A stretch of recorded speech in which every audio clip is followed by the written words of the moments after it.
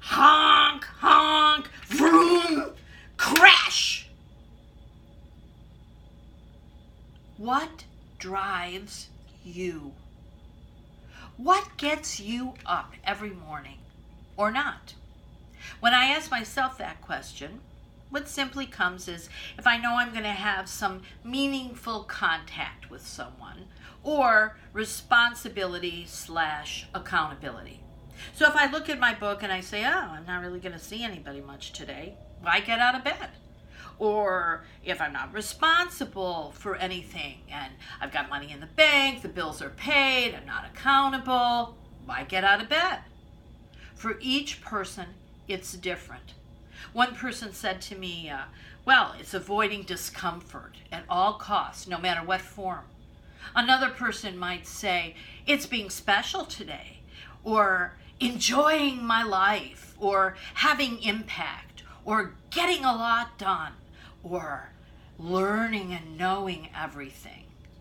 So what drives you at the core?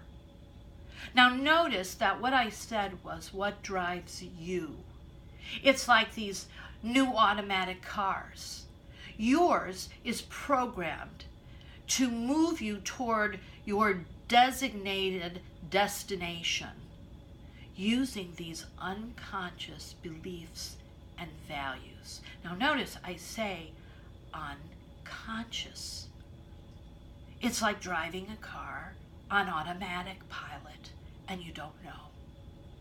So what if what drives me and what if what drives you are completely different, but we're on the same road? Crash! Call the ambulance. So for many of you, answering that question might be hard to answer. But there is an incredible ancient tool that is a map that shows you all these drives and breaks them into 9 types and 3 instincts that brings it all into consciousness, helps you be conscious about how you're driving and understanding how the people around you are driving. This is called the enneagram.